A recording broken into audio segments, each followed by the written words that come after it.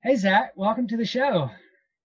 Yeah, good to be here. Yeah, awesome. So when you sent in your request to be on the show, we're talking about intentionally designing a lifestyle of freedom. And boy, it looks here like you check all the boxes. You've got your parent, a small business owner, entrepreneurial spirit, got the side hustles going. Talk to me a little about how you went from a small child and how your experience has led you to where you're at today. Yeah, so I would say there's a few foundational things.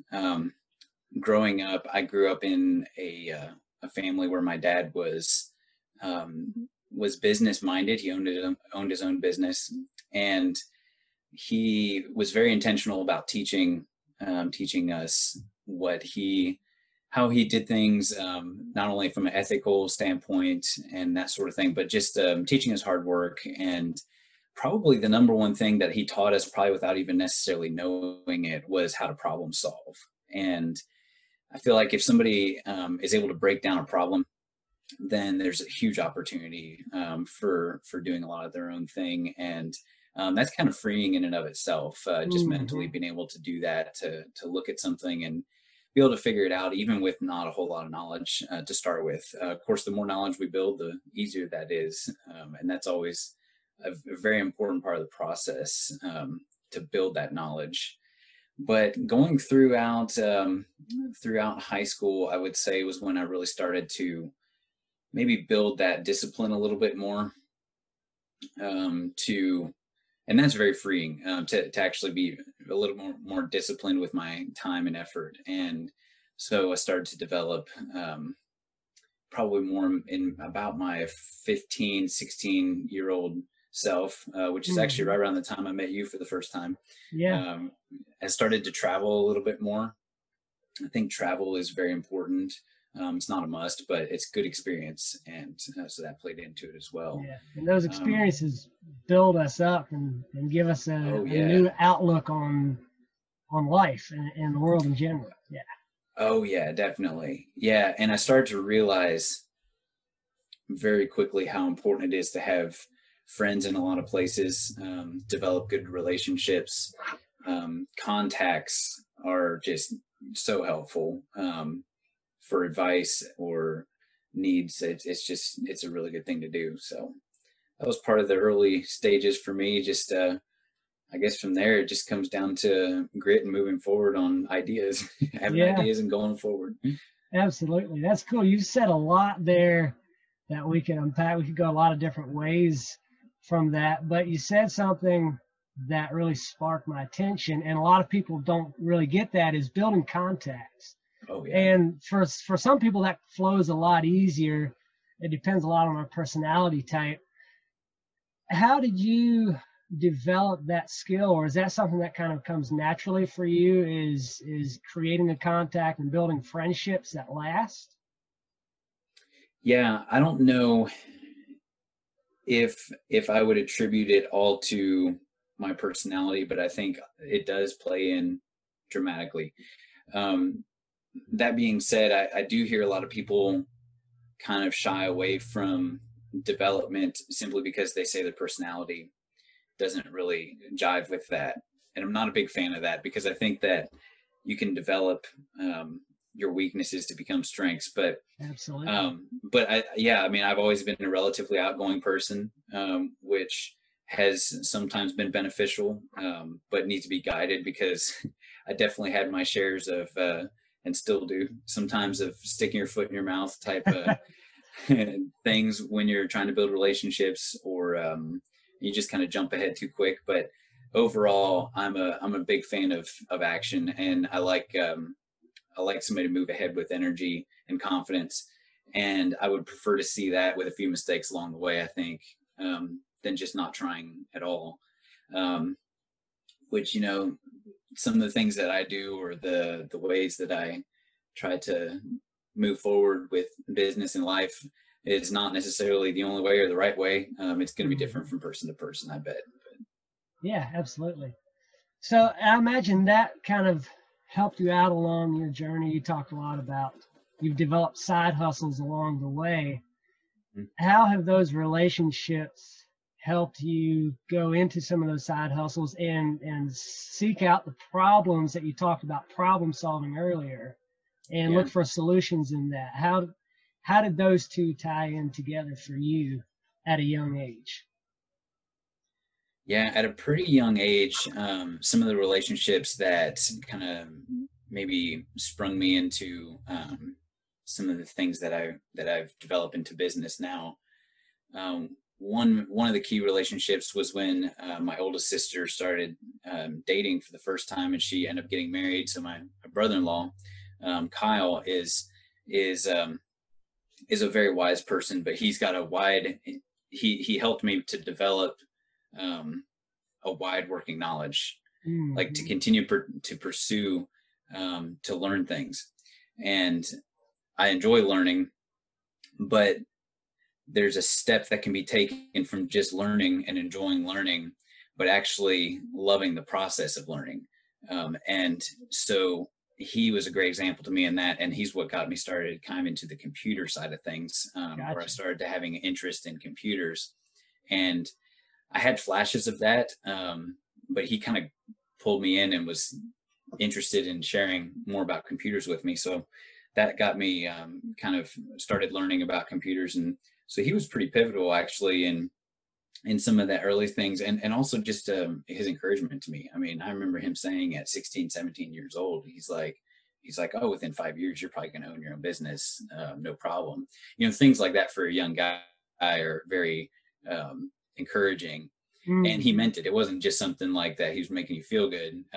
You know, it's after we're learning something new, and if he saw that desire, he was going to encourage. And so that's important for us all when we're talking to younger people, because that can kind of make or break their journey sometimes at that age. And so that was pivotal for me. I would say he was involved pretty heavily early on with that, even though he probably didn't realize it all the time.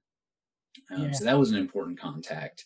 Me and my brother have always been pretty close, all my brothers, but my oldest brother, John, as maybe this is more developing in more of my 20s and late teens, we worked together with my dad's business. And so we bounced ideas off each other all the time. And that was always good. Yeah, it's crucial to have those people that you can go back and forth with on those ideas that you have. Yeah. Oh, yeah. Yeah, so I tell people at any possible time you can make a new friend, not for the purpose of using their skill set, but that you can bounce ideas off of them. They can input into your life, and you can input into their life, and it's definitely a better world that way. Yeah, absolutely. That's great. So you said something earlier, you mentioned something there about learning and loving the process of learning, and I love to read, but I think sometimes I fail to love the process of it. And I want to have the knowledge, and I wish I could hit a button and download it in there. How do you go about loving that process? Did you have to develop that, or share a little about how you developed the love of the process of learning? Yeah. Well, I still am developing that. I think it's something. It never ends, does it? Yeah, definitely. But I would say a lot of that goes back to the effort I put in at a younger age. You start building that foundation of learning, and there's people along the way who help with that. My mom was a huge, impactful person there. She was not okay with me just getting by in school. She wanted me to have an education that was a little bit more hard fought, that went a little deeper than just getting past the daily work. And you were homeschooled, am I right in that? I was, yeah. Yeah, I was homeschooled, and my mom worked really hard. I mean, homeschooling, I think, to do it right takes a lot more effort by the parents, and she did not slack off. She was a good example in that, and I think she built a lot of discipline just in her example with that. But yeah, she taught us well and taught us to love to learn. For example, if I didn't understand something I was learning, even if she knew the answer, she almost never would just tell it to me. She wanted me to research it for myself. look it up. Back then we didn't have Google as much, but look it up in the dictionary or the encyclopedia hands-on so that I would remember it quicker. Little things like that were important, I believe. But yeah, homeschooling process was a good one for me. And I think it can be for anybody if they've got somebody who's willing to put that effort into it. Definitely. Yeah. Cool. So we talked earlier about side hustles, and I want to kind of move the conversation in that direction. You've been in quite a few different side hustles, if I understand right. Mm-hmm. Walk me through some of the things that you've done and what you've learned in the process of starting and maybe deciding to move out of a certain side hustle. Yeah. Probably the best example of knowing the time to move out is when you watch the world change around you a little bit, especially in the electronics world, because that's always changing. Mm-hmm. I think one of the very first things that I really branded, or not really branded, but like took in ownership of and being like, this is something I'm going to pursue and keep doing on the side, was the whole thing with computer work. So I started to get better at diagnosing problems with computers, that sort of thing. I ended up starting building custom computers. I would build them for myself and then just resell them after they were built. I kind of started like that, kind of break even for quite a while, until you build up some customers. And but I started to see a shift very quickly when I was maybe a couple of years into that. I was probably 17, 18 years old. I started to see how smartphones were pretty much taking over the computer world. Computers are still useful, but pretty much everybody has a smartphone. Not many people have a computer anymore, really, for your general public. So I made the switch to pretty much get out of the majority of the computer world to learn how to repair iPhones. And so I chose iPhones because they are easier to repair. So I still do that today. I actually repaired one today for a customer. So I started to repair iPhones and that sort of thing. And actually it went hand in hand with developing my eBay business, because when you decide you want to repair iPhones, you can advertise and that sort of thing, but you don't have experience. So it's going to be hard to get customers. So I actually bought a lot of phones that were broken off of eBay. And repaired them and then resold them on eBay and pretty much broke even. You don't necessarily, I won some and lost some, but what that also did was develop my eBay business, because I started direct shipping items in bulk from China and that sort of thing to resell on eBay, which I ended up phasing out of a little bit just simply because of time. But establishing the eBay business, even to this day, is very is one of my passive incomes. And getting started early on, I believe I created that eBay account when I was 16 years old. Wow. So just getting started early. And that's what I try to just tell everybody, don't wait. Like, if you can go ahead and get started on some of these things and let them slowly build popularity, because then if you do decide you want to go bigger, you've got the feedback, you've got the established presence. And those were some of my early things in making the switch to repair iPhones. Was definitely turned out well. But I've got a lot of things on the side that I end up doing. It seems like I just enjoy it. Maybe it's not always something somebody's going to enjoy. They're more satisfied to not clutter their life more, but I just love it, learning new things and getting involved in new things. Yeah, cool. On the note of getting started in things, what are some of the biggest mistakes you've found that you could make when starting a business? I don't have personal experience with this one too much in what I'm about to say, but I see a lot of people borrow a lot of money, and I'm just not a huge fan of borrowing a lot of money when you're starting a business. Now it can be done, and it definitely is needed sometimes. I guess I should clarify, if it's a side hustle, I pretty much will absolutely never let myself borrow money for a side hustle. I just don't think there's near enough there to do it. I mean, so I would see that as a mistake. The other thing I would say is that I do have experience with, and this is more the problem with my personality, is if you step forward too quickly and without much experience. For example, let's say I'm learning how to repair the iPhones, and I don't have that much experience, but I claim that I do, like branding something that you just don't really have yet. That can be done very confidently and kind of turn out pretty sour, because then you got customers that aren't happy because I really don't know what I'm doing that early in the process and everything. But no, I don't have a whole lot of experience with just drastic mistakes. I think that that crippled a business for me. I think a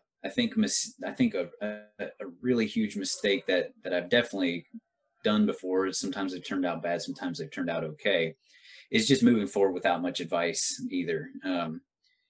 Building some advice is very critical. If we're going to be too full of pride to really bounce some ideas off of people about what's the best route to go in a certain decision, we can go backward really quick. That has definitely happened to me.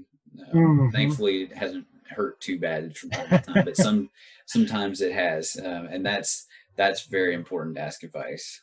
And the Bible even talks about a multitude of counsel. In a multitude of counsel, there's safety, and getting that counsel, that advice. So that's spot on.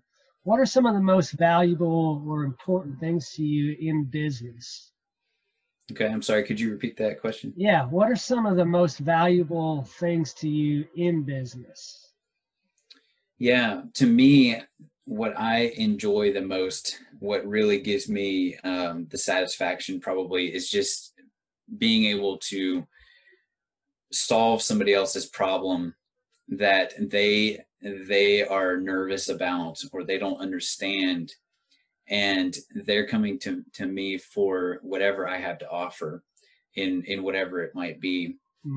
And me being able to bring confidence to them that their problem will be solved. And that is the best feeling ever. And I for me anyway, my main job, what I do on a daily basis, I'm dealing with a lot of customers, and most of the time, they are coming and not knowing how to necessarily proceed from this point forward. And I want to be able to just pick them up and take them from there. And they have confidence that it's going to be taken care of. So I guess the customer satisfaction side of things is really what drives me. I absolutely love that, seeing like a happy customer. And it also it makes me sick. Literally, I'll get sick to my stomach when a customer is not satisfied or they're angry, because that does happen from time to time. But just trying to fix that problem and go back and make sure that's taken care of. That's what I thrive on, I would say. And just the competition. I mean, like I'm very competitive with myself. And so the side hustle, side business, entrepreneur side of things just captivates me. It's a lot of fun. Yeah, it is. It really is. I can see that. You said something there that reminded me of something you said earlier, and that was the problem-solving issue and how you would see a problem and go about trying to solve that for people in developing a side hustle. How do you identify a problem that people want solved and go about selling the solution to them? Do you have a process for that? Or,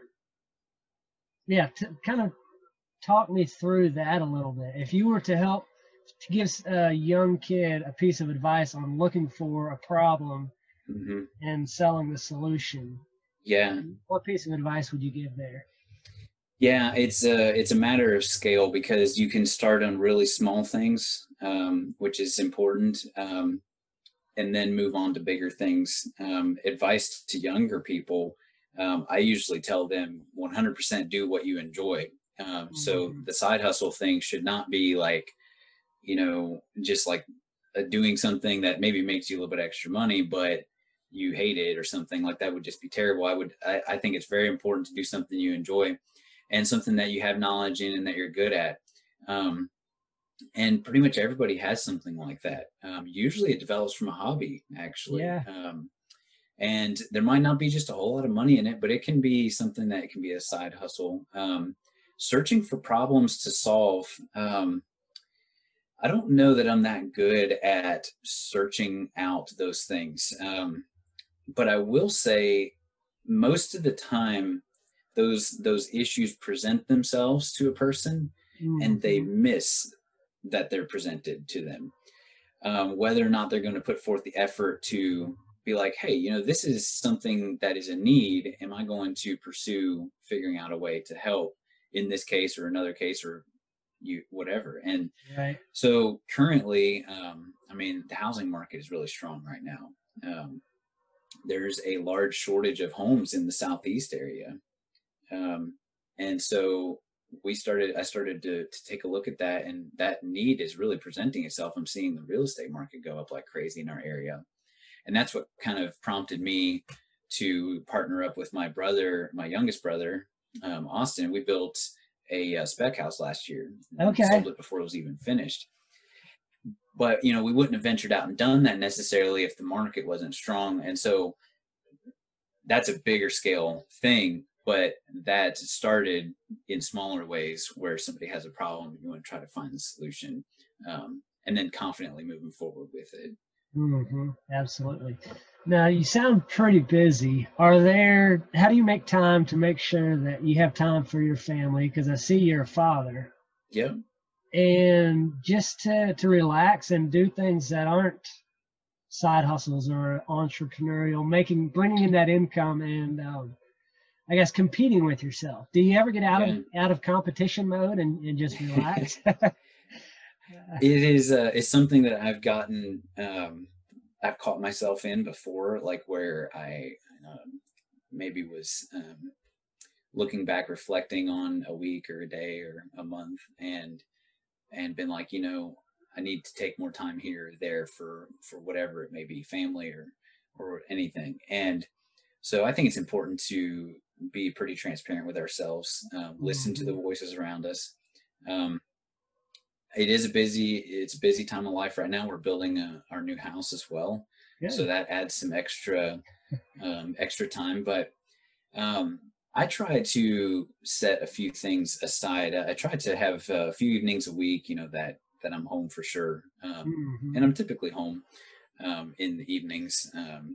But one thing that I've done for sure is that Sundays, virtually no plans on a Sunday afternoon or that sort of thing, if possible. And also Saturday mornings, I determined a little while back that I'm going to pretty much, unless it's an emergency of some kind, but I reserve Saturday mornings 100% to be with family and my children and cook them breakfast or something like that. Oh, good. And that's been awesome. That's just been more recent, to be able to do that.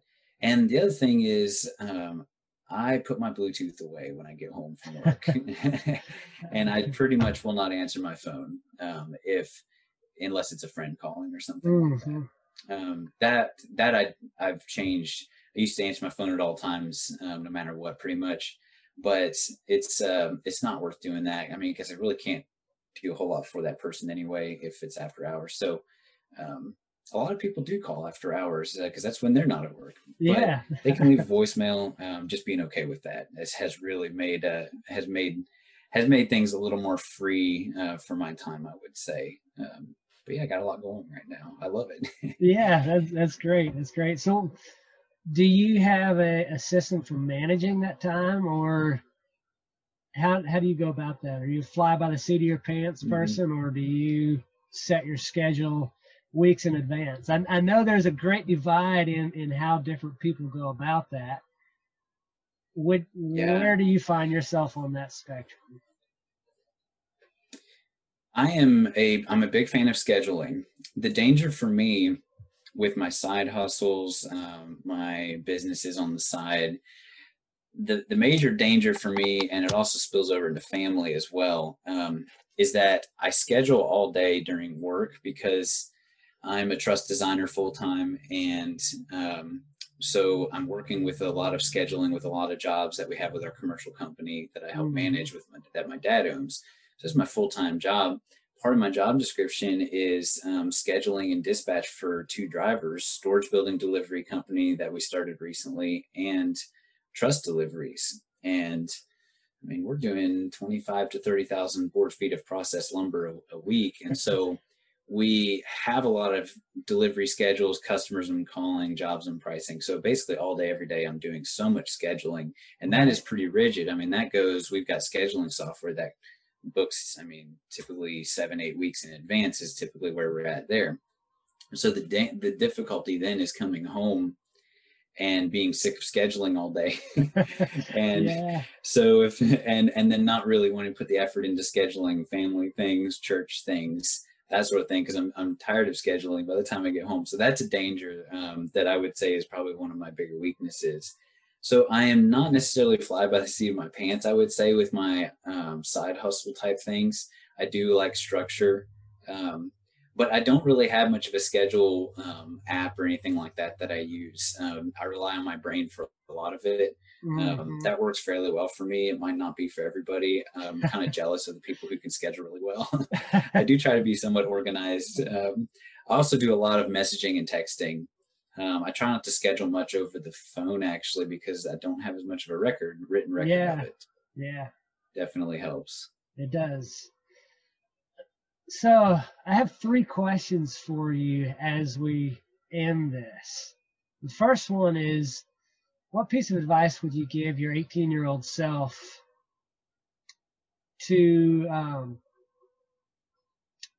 help you along to speed up your journey or your personal development in creating the lifestyle that you currently have, or even being farther ahead? What piece of advice would you give your 18-year-old self starting out? I would definitely give myself some pretty rigid advice. I would probably be pretty hard on myself. I tend to be a very competitive person, competitive with myself. That at age 18 was not fully developed. Let's see, it's about 11 years ago. And I would say what I would tell myself then is to be confident but not cocky, and also to seize opportunities. This is something that I've maybe developed maybe when I was about 23, 24, that really changed the game for my side businesses and my investing, that sort of thing, was when an opportunity presents itself, a good opportunity, and it takes some discernment to know what that is. But when the opportunity presents itself, immediate action is super critical. And I was a little bit more cautious back then, and cautious is not a bad thing, but it is a crippling thing when it's a really good investment opportunity. And so generally trusting my gut has worked out quite well. I would probably advise myself to be very quick on the ball when an opportunity presents itself. Like, move forward with a confidence that is way quicker than would come natural, I would say, because there's so much opportunity out there that I see completely get missed just by people not they're just a little too cautious, perhaps. And the problems some of us run into at times is seeing a lot of opportunities and trying to catch too many of them, and we can overload ourselves. That's true. It can happen very quickly. Second question is this: what are the 3 foundational aspects of that lifestyle of freedom for you? For me, definitely discipline would be one of the number one things. Discipline is so critical to a lifestyle of, like you said, freedom. It feels so handicapping and crippling when you're kind of running around not in control of the decisions you're making or the schedule. When things kind of creep up on me and blindside me that I wasn't prepared for, but I've had the ability to be prepared for, that's not good at all. And I see how those things make me a little bit more stressed out.